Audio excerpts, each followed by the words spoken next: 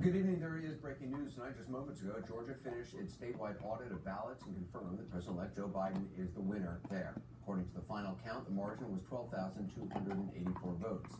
The audit confirms there was no widespread fraud or irregularities in the election. And even before the news broke, there was this. CNN has learned that the President of the United States knows he's lost the election, knows in short that nothing he's doing now to cast doubt on the vote can possibly change the outcome. He knows this. What's more, according to our source, he is not even motivated by the hope of that. According to new reporting from CNN's Gloria Borger and Dana Bash, who join us shortly, he's doing it for revenge.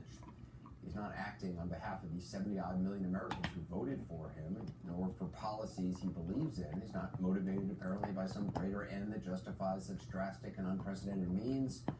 He's not even destroying the village in order to save it. He's just trying to destroy the village.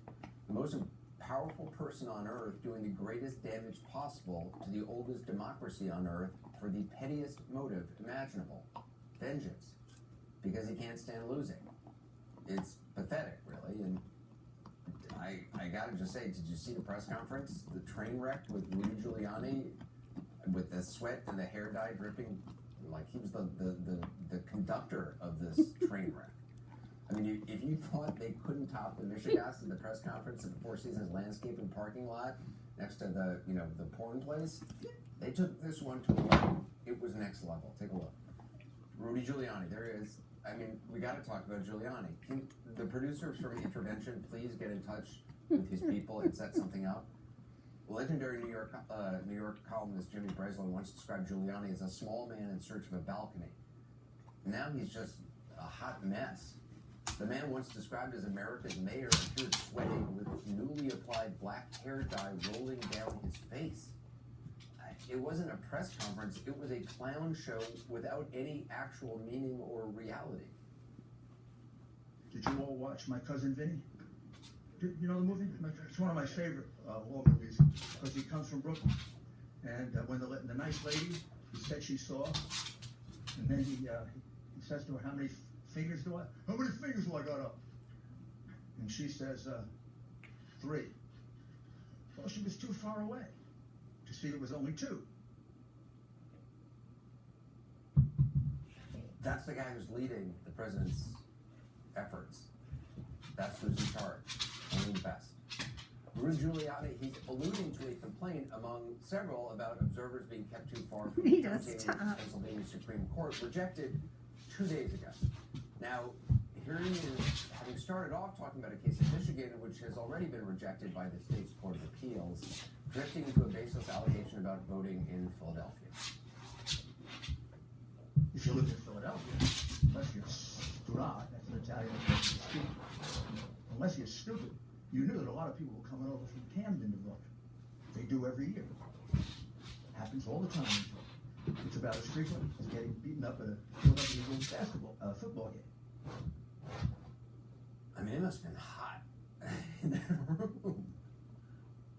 I mean, this is where we are. This is where we are. These are the people. Yeah, this is where we are. He's talking about the old legal doctrine of everybody knows. I believe it was first argued in the well-known case of Finders v. Keepers, or perhaps it was Eagles v. Lakers. Evidence, schmevidence, it's Rudy. Here's another member of the legal team. How the member of the legal team answered the reporter's question to Giuliani about having evidence for his allegations. One other thing to your question about the process. Your question is fundamentally flawed when you're asking where is the evidence. You clearly don't understand the legal process. Meanwhile, the lady behind her is like, wow. You know, I said it was a clown show. I apologize to clowns. I'm sorry. You're better than that. Your question is fundamentally flawed when you're asking about evidence, she said. Okay, yeah, look, I'm not a lawyer. Would you like a side of alternative facts with that, perhaps? Today was not a good day in court for the president's effort. Not that it matters, because as we said, he doesn't even expect to win.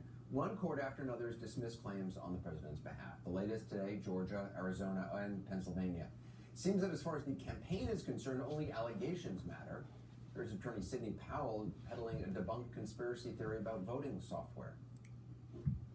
The Dominion voting systems, the Smartmatic technology software, and the software that goes in other computerized voting systems here as well, not just Dominion, were created in Venezuela at the direction of Hugo Chavez to make sure he never lost an election. It's the old blame Hugo Chavez maneuver. He's been dead since 2013, but he had his finger on this one. Things got so bonkers that Chris Krebs, the official fired by the president this week for helping ensure that this, in fact, was the most secure election yet, tweeted, quote, "That press conference was the most dangerous 1 hour, 45 minutes of television in American history, and possibly the craziest. If you don't know what I'm talking about, you're lucky." But wait, there's more. The president's effort is so pathetic that he's now also making efforts to get Michigan's Wayne County, which went heavily for Joe Biden, to toss out the results, going so far as to personally call Republican members of the county's board of canvassers. He's invited Michigan lawmakers to the White House, according to a person familiar with the matter, presumably in hopes of getting them to approve a Trump-friendly set of electors instead of the ones the voters chose. Hasn't attended a public function in 12 days. Hasn't received an intelligence briefing that we know of in more than a month and a half. Hasn't attended a COVID task force meeting in 6 months. He has not said a word about the 250,000 Americans who are now dead, who have died of this virus. Has not mentioned the more than 1,800 who died yesterday, nor the 1,899 reported dead so far today. Go find your toys. And now we Where learn is from it? this new CNN reporting that it's not even a matter of him caring Go. more about 250,000 contested ballots than 250,000 lost lives. In fact, it seems he cares about neither. He cares about nothing now except, according to the source, taking revenge on those who called his 2016 victory into question and making it hard for the winning candidate this time to do his job, which is serving the American people, helping America make progress. That's the best we can describe it tonight. And perhaps the worst thing can be said about anyone who has ever held the office. Joining us now is Gabriel Sterling, Georgia's election implementation manager. Mr. Sterling, so break this down.